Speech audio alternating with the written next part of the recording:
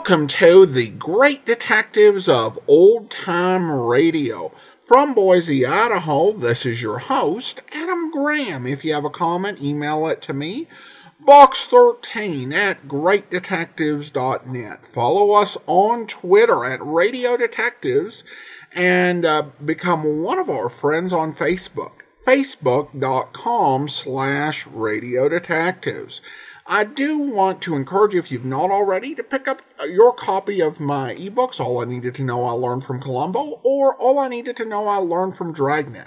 Each examines the career and history of 7 great fictional detectives and policemen, as well as life lessons that can be learned from them. Plus, All I Needed to Know I Learned from Dragnet also comes with several articles I wrote on a wide variety of different series, including Dragnet and Johnny Dollar as appendices. These are available as ebooks or as audiobooks through audible.com or the iTunes Store. But now it's time for today's episode of Mystery is My Hobby, and the title is Death Paints with Purple.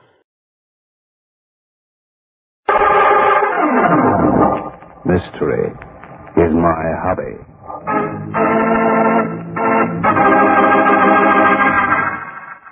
Ladies and gentlemen, Barton Drake speaking.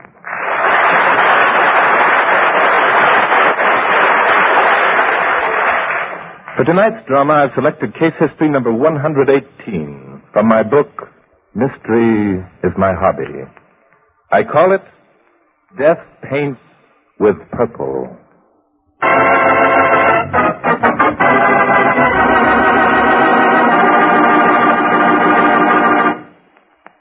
Now, back to Glenn Langan and the first act of Mystery is My Hobby.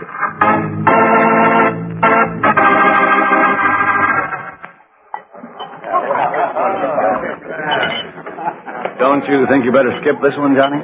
Yeah, maybe I should. You know, I can't get over how much better you look since you came back from the desert, Johnny. Yeah, it did me good in more ways than one.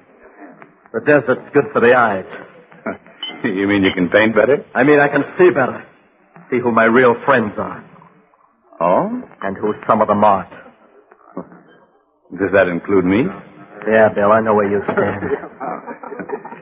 How are you coming on Andy's picture? Andy McAndrews can take that picture and go to blazes. Well, Johnny, what has Andy done? Well, if you'll take a good look, you can see what he's doing now. Oh, that's nothing. Everybody does. That's what I mean about my eyes. Well, I'm going to put a stop to that right now. No, Johnny, don't start anything. Come on. I'm sure Johnny's grateful for all you've done, Andy. Oh, I've really done very little, my dear. Take your arm from around my wife's waist, you heel. Why, Johnny, shame on you. Andy's only... What's the matter, Johnny? Don't think because you buy my pictures that you can love my wife. Johnny, you don't mean that. I don't allow anybody to love my wife but me. Henley, I ought to knock you down for that. Well, why don't you try it? I'm standing up. By George, I think I will. Okay, you asked for it. Why, you swine! Cut it out. Don't, Andy, please. No one takes a poke at me without Andy. Stop! Now stop! I'll kick his head in. Now, that's enough, Andy. You've already knocked him down. You shouldn't have done that, Andy.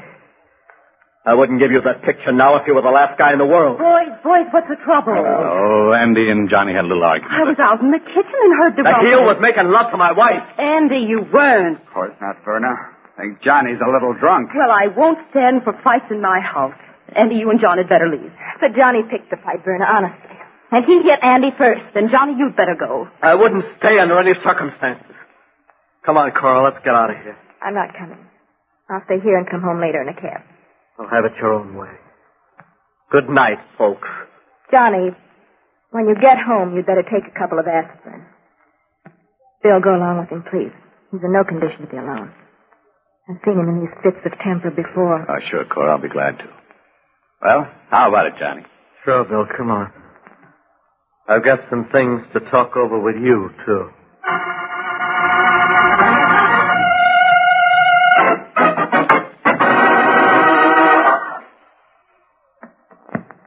There you are, Johnny. Tucked in all nice and cozy.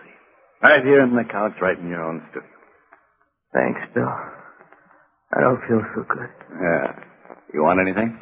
No, just want to sleep. Yeah. Only 11 o'clock. Well, I'll turn off your light. I'm going back to the party. Now, you just leave everything to me, huh? Hey, that's the picture you're painting for Andy McAndrews, this desert scene? One was a painting for Andy. You can't have it. It's my masterpiece. Andy's heel. You feel differently in the morning. You'll think it's a... Sound asleep.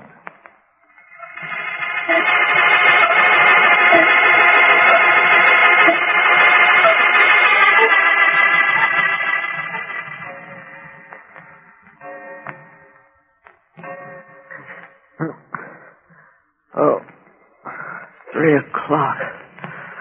Oh, what a head. Glass of water. Gotta get a glass of water. Bathroom.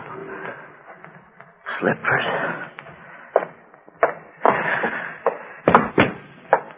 Glass by the water basin. Oh, here's a glass. Water. Nothing like good old water.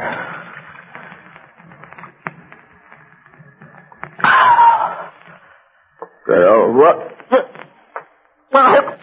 No. It's something. It's water. The water's poison. Get to the phone. Light. That. Phone. My Andy's picture. Masterpiece. No. The cooler.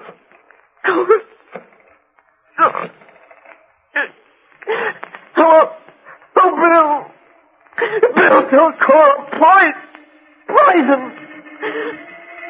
Tell Andy. I've finished the masterpiece.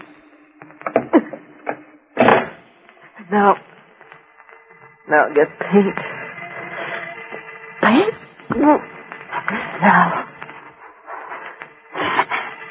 Now.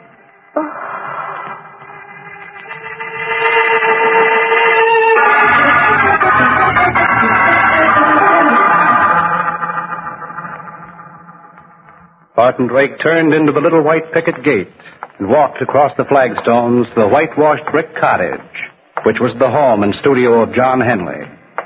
Bart was an admirer of Henley's work and wished to commission him to do the illustrations for his new book. He took the 2 tile steps and reached out to ring when the door opened. Bart, what are you doing here? Oh, Inspector Noah Danton. Inspector, are you, having your portrait painted? Don't be funny. I asked you what you were doing here. I came to see John Henley. Why? What for? He's going to do some illustration for me if it's any of your business, which it isn't. Look, don't give me that. I get it. You've been posing for Henley. He told me he was going to do a group for the museum on Neanderthalic men. Whatever that is, it's not funny. Well, as long as you're here, you might as well come on in. Oh, thank you, Inspector. Body's in the studio. Body? Inspector, what? Still kidding, huh? And you didn't know that John Henley committed suicide? Henley? Suicide? Inspector, with God as my judge, I didn't have the slightest idea. Mighty peculiar. I came here to talk to John about some work he's going to do for me. Well, maybe, but if that's the case, you might as well go on back home. He squeezed his last splotch of paint from a paint tube. Suicide? Oh, I can't believe that Johnny wasn't the kind to commit suicide. Why not? He'd rather drown his troubles in a bottle. Well, that ties in. He wasn't quite himself last night. How do you know? Look, Bart, I've investigated this case. I've talked to all the people connected with it. That's how I know. And I'm all through with it, and I'm going home. Just as soon as the wagon comes to take away the body. Well, couldn't you be persuaded to give me just a teeny bit about this, Inspector, please? Pretty please? Oh, all right. Now, look. Henley was at a party last night, a party that was thrown by Mrs. Verna Billings, a widow. Was his wife, Cora, with him? Of course she was, and so were a couple of other people. A fellow by the name of Bill Royal and another guy by the name of Andy McAndrews. Well, Henry proceeds to get nasty and start the fight with this McAndrews guy. Makes a complete ass of himself. So the hostess, this widow, orders him out of the house. I see. Did he leave? Sure. This Bill Royal drove him home here and put him to bed. Bill Royal? What was the matter with his wife? Because it was only 11 o'clock and she wanted to stay at the party. She was mad at him besides. Then what did this Bill Royal do? Went back to the party, About 3 o'clock, Henley gets up, goes to the bathroom, mixes himself a glass of poison. Oh, wait a minute. Just a minute, Inspector. How do you know this happened at just 3 o'clock? Because he called the folks at the party right after 3 and told them he'd taken poison. Huh? Also made some crazy remark about finishing a masterpiece. Something he'd been painting for this McAndrews guy. Did you say the body was still here? Yeah, in the studio. Mind if I take a look? No, I suppose not. Come on. Thank you, Inspector. He isn't very pretty. The kind of poison he took did things to him. Was it quick acting? I'll say. Couldn't have lived over 3 minutes. Well, there he is. Just as we found him, lying there right in front of his easel. He certainly ruined that picture, didn't he? Yeah. I wonder why he did that. Stuck his fingers in some purple paint and dragged them clear across the painting. That's what he must have meant when he said that he'd finished the masterpiece. He finished it, all right. Inspector, I believe that Henley was trying to tell us something. Oh, did you happen to find out for whom he was doing this painting? Sure, the McAndrews guy. Hey, I got you, Bart. He and McAndrews had a fight and he... Come on, we're going to have another little talk with that guy.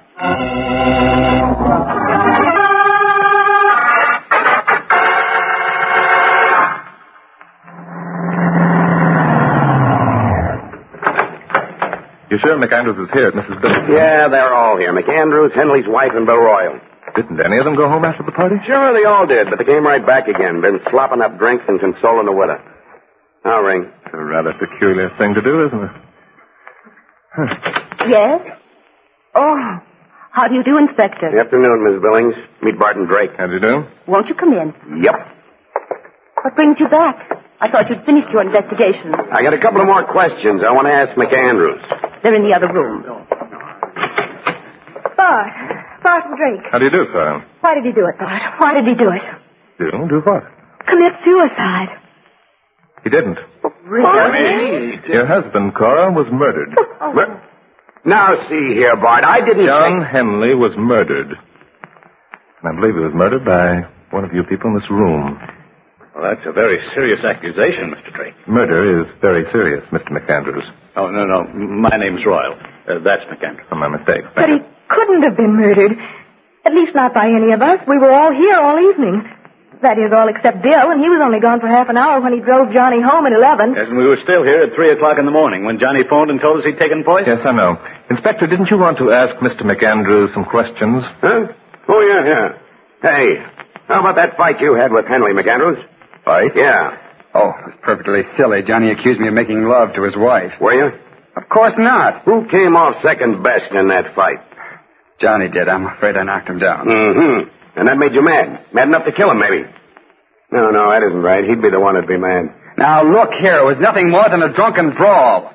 I was very fond of Johnny. I bought most of his pictures. Besides that, just recently, I financed him to a trip to the Southwest where he could get the proper atmosphere for a special painting I wanted. You're sure it wasn't to get Henley out of town so you could have a clear field with his wife? That's a nasty remark, Inspector. I'd advise you to watch your tongue. Oh, yeah? Inspector, there just might be something to the inspector's remark, Mr. McAndrews. For instance, did you see Cora at any time when Johnny was gone? Well, yes, a couple of times. I took her to a few shows. It didn't mean anything. I just didn't want her to be lonesome. That isn't quite true, Bart. I've been having to fight Andy off for some time. What? Why, that's a dirty, deliberate lie. Tell me more, Cora. He's been constantly asking me to leave Johnny. So? Did you consider it? Certainly not. I was very much in love with Johnny. Mm-hmm. And do you think that going out with another man while your husband is out of town is being a good and loving wife? I only put up with Andy because of the things he was doing for my husband. Why, you lying little wench. Shut up, you. Cora is telling the truth, Mr. Drake. So? Mm-hmm. Mr. Royal? We all saw what was going on. In fact, I took it upon myself to warn Andy that Johnny would kill him if he ever found out. Well, I don't know what your reasons are for saying these things, but there isn't one word of truth in anything any of you have said. They're nothing but a lot of libelous, vicious lies. I'm deeply in love with Verna Billings here. In fact, we're going to be married. Isn't that right, Verna? Well, But what's the matter with everybody? I couldn't have killed anybody. I didn't leave this house for a single instant last night.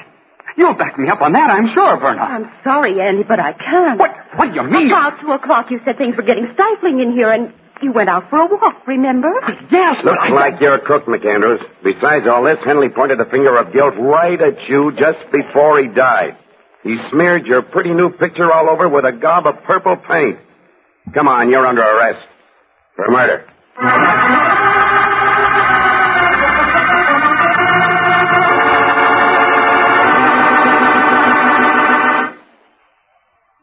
And now back to Glenn Langan for the second act of Mystery is My Hobby.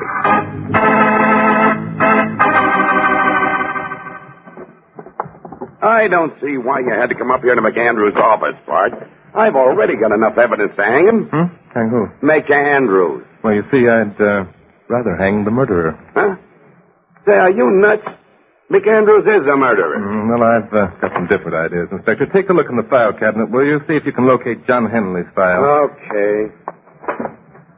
Hurry up, will you, Inspector? They're right here. All right. Give them here. What do you expect to find in here? Letters, I hope. Here's something. A letter written to McAndrews from Henley when he was in the Southwest. I can't see how that could have anything to do with it. Listen to this, Inspector. Well... Dear Andy, sure want to thank you for giving me the opportunity to paint the desert. I'm enjoying every minute of it. You were right. The sun has boiled out the you-know-what. I think I've cured myself completely, but I'm beginning to experience the awful loneliness that an alcoholic feels in sobriety. So to keep myself from going crazy, I'm doing a little prospecting. What do you know? Funny that a painter should do anything like that, isn't it? Don't fall over in a faint if I should happen to find something, and if I do, I'll be able to repay you very substantially for all your kindnesses. Sincerely, Johnny. No motive for murder there. No. Nothing but love and kisses. Wait a minute, Inspector. Here's another one dated 6 weeks later. Now, don't tell me he found a gold mine. Yeah. It looks like he did. Listen. McAndrews, heard through a friend of mine that you've been fooling around with Cora. Too bad for you, my friend, that you didn't stay in your own backyard. Incidentally, I've nearly finished the picture that I came here to paint, but you'll never get it. What? Also, incidentally, I found out what I was looking for in the hills. But you'll never get any of that either. Instead, you're going to get a good stiff poke in the jaw, Henley. P.S. Pass the bottle. What do you think of that, Inspector? Oh, Bart, you kill me. Do I? Sure. What you've just found cinches the case against McAndrews. If ever there was an airtight motive for a murder, there's one. Yeah? Just how you figured? Henley goes prospecting with McAndrews' money, finds the gold mine, and then refuses to split. Guys are getting themselves killed every day for pulling double crosses like that. Yes, I'll have to admit that was the motive for the murder, all right? Oh, well, you don't have to feel too bad. Guys got to guess wrong once in a while. Thank you, Inspector. Would you do me a favor? Sure, glad to. What do you want? Would you mind rounding up that gang and bringing them up to John Henley's studio? Okay, but I don't for the life of me see what for. Well, you see, Inspector, I want to apologize to them for all my nasty thoughts.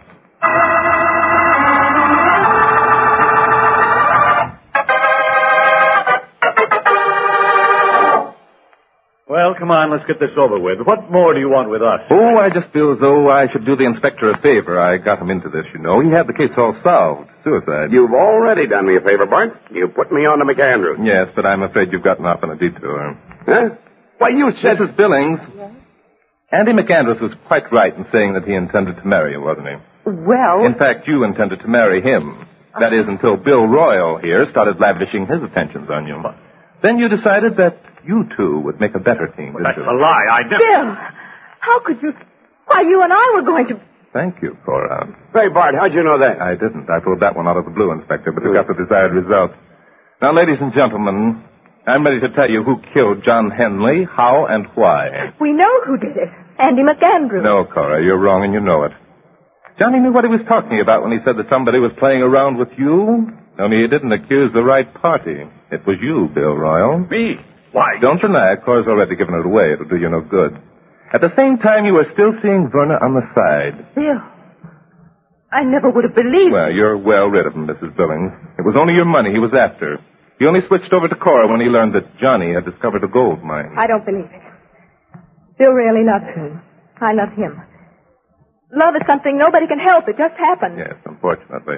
Now, Mr. Royal, in order for you to get your hands on this mining property, it was necessary for you to marry Johnny's wife. Hey, Bart, he couldn't do that. She was already married. Yes, indeed, Inspector, and you can't just wish you were single again, can you? Also, to make marriage a profitable occupation, it was necessary for the property to come into Cora's hands completely with no strings attached. How would you arrange such a situation, Inspector? Easy. Henley had to die. Correct. And so, Bill Royal, you killed him. Yeah. What radio program have you been listening to? Still not ready to admit it, huh? Don't be silly. I have a perfect alibi. So? John was alive at 3 o'clock in the morning, and I was at Werner's party at 3 o'clock in the morning, and everybody who was there will have to swear to it, whether they want to or not. Now, how are you going to get around that, Mr. Smart Detective? And these same people will swear to the fact that Johnny was drunk. Sure, why not? Mm-hmm. They'll also swear to the fact that you drove him home, that you were gone only about a half an hour, just long enough to tuck him into bed and to get back here. Yes, I'll swear to that myself. It's been established in the autopsy that John Henley died by a very quick-acting poison, that he must have died within 3 minutes after he took it. Well, all the more reason why I couldn't have given it to him. No, Drake, you're barking down the wrong hole. Oh, no, Mr. Royal. I'll show you how you could have given it to him. In fact, how you did give it to him. If you can do that, I'll take some of the stuff myself. Thanks for the tip. Inspector, you better take steps. Right, Mark. Hey, no, you don't. Shut up or I'll swat you. Leave me. Stand still, will you? Better be thorough, Inspector. It wouldn't take very much for that, you know. Yeah. Here's something. Hey, Bart, you're right. This is the same stuff. That still doesn't prove I gave any of it to Henley. No, but I'll tell you just what happened, and maybe that will convince you, Mr. Royal. You see, when you brought John Henley home, you tucked him into bed in the studio. The studio, by the way, has its own individual bathroom. You knew that he'd had too much to drink and that he'd wake up and be thirsty. So, what did you do? You tell me. My pleasure. After putting him to bed, you quietly slipped into the bathroom and dropped a small amount of this poison into a drinking glass that was on the stand by the wash basin. That's all. Then you went back to the party and waited. At 3 o'clock, John Henley woke, just as you figured he would, went to the bathroom to quench his thirst, drew himself a glass of water and drank it. By the way, am I doing all right? It's your story. Go on. Thank you. The stuff you used, Bill Royal, has an amazing effect. It counteracts the effects of alcohol right now. In 2 seconds, Henley was as sober as a judge. He knew what had happened to him and who had done it. No doubt his subconscious mind remembered seeing you go into the bathroom.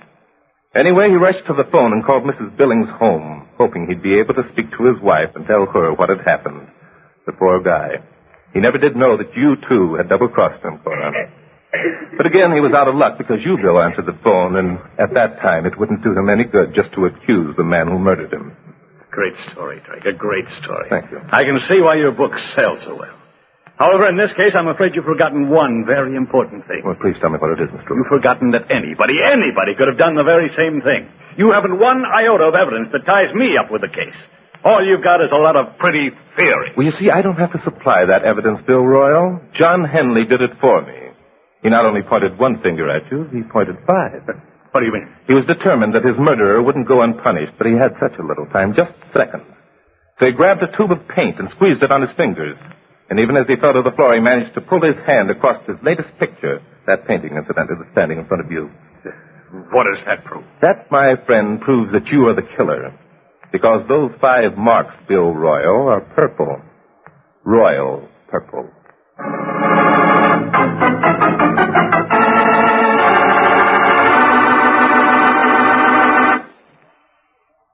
And now back to Glenn Langan for the conclusion of Mystery is My Hobby.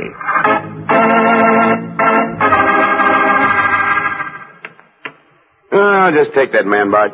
Your move. Funny how you figured that was a murder. Sure looked like suicide to me. It was a paint, Inspector. Yeah? When I saw that he'd smeared his masterpiece with purple paint, I knew it must have some definite purpose. Uh-huh. That move laid you wide open, Inspector. I'll take these 3.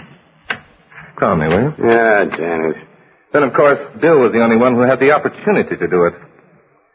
Aren't you going to move, Inspector? Oh, yeah, sure, there.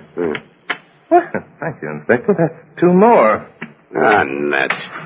Yeah, but why couldn't the McAndrews have done it when he went out for a walk? If he went out for a walk, you mean, Inspector. No? But after that fight, John Henley would never have let him in. And, of course, Cora Henley showed her connection with the deal by going back to her friends right after the murder. No true or loving wife would do that. After the people who started a violent quarrel with her husband just after his death. Well, why don't you move, Inspector? Why can't? You've got me all sewed up. Oh, gun, you, Bart, you beat me at everything I try to do, whether it's checkers or murder.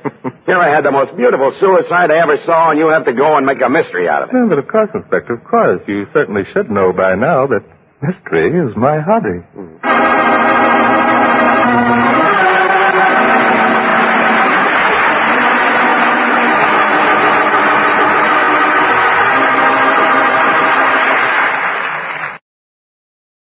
Welcome back. Well, we got to hear something that you don't usually hear in old-time radio dramas. An extended scene of someone dying of poisoning. And you also found out why we don't typically hear that many of them. Because it's radio drama, the person who is being poisoned has to exposit a lot about what's going on. You know, if it's a visual medium, then you can see what they are going through. But he's got to sit there, and even while he's dying, he's got to be saying things to him, to, you know, nobody in particular, but really to the audience at home about what's going on and what's happening to him and what he's realized has occurred. But it is also helpful because it does set up the solution. And I think, you know, I'm not the biggest fan in the world of the sort of dying clue sort of genre of solution, but this is one of the better ones. I find it more plausible because there's logic. He was hoping that he could tell his wife who did it, but the killer answered the phone, so he had to try something, last minute, and I can see as an artist how he made that connection. I don't think it would stand up in court on its own, but you always hope that after these sort of things that the police will track down additional evidence based on the strong implications of what our hero has turned up. It also does explain why Barton Drake kept saying the guy's name over and over and over again. I was really baffled by that, because this has not been a thing that Mystery Is My Hobby has typically done. And I'm like, did we decide to be Mr. Keen's Tracer of Lost Persons all of a sudden with constantly repeating the name? It was just, I think, to, keep giving the audience the clue, royal, royal, royal, royal, royal. Do you get it? It was royal. At any rate, we do turn now to listener comments and feedback. We have this here from Bill. Bill writes in regarding episode 3450, Death is a Twin. Hi, Adam. This was an interesting episode, but the title kind of gave it away. The introduction of Bart's Asian houseboy was a bit rough. He came off more like Charlie from Mr. Magoo rather than Henry from Burke's Law. Hopefully he'll become more Henry-like as the show goes on. I'm still not liking the new Danton. Instead of getting a banana split, he should have gotten a milkshake. You can drink that on the run. Thanks. Well, a good point.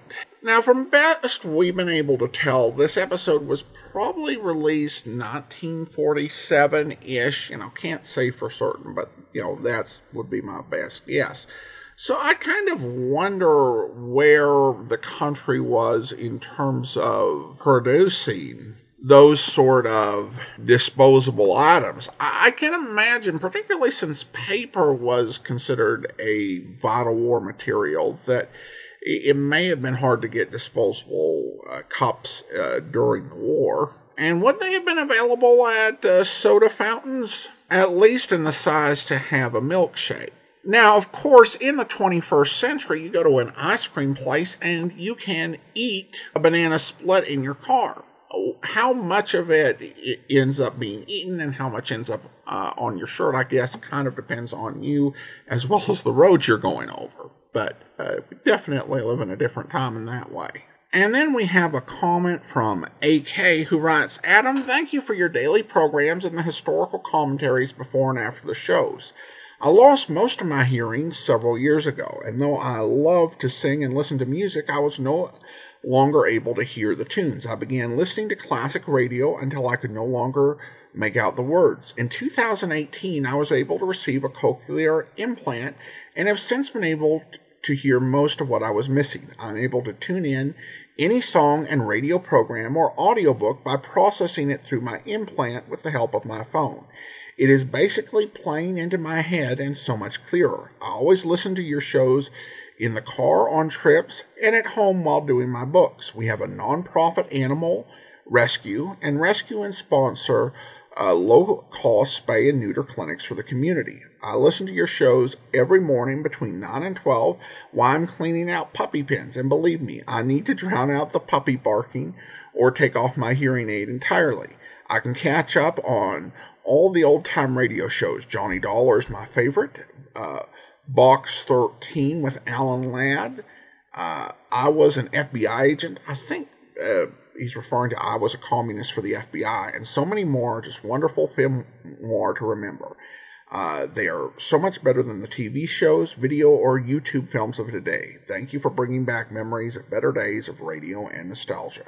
Well, thank you so much, AK. I appreciate you listening, and also appreciate the rescue work you're doing there. So many great animal rescues are doing great work across the country, so thank you to everyone who is involved in that. Appreciate you reaching out, AK, and glad you're listening. Well, I do want to go ahead and thank our Patreon supporter of the day. I want to go ahead and thank Pat. Pat's been one of our Patreon supporters since last September, currently supporting us at the rookie level of $2 or more per month. Thank you so much for your support, Pat.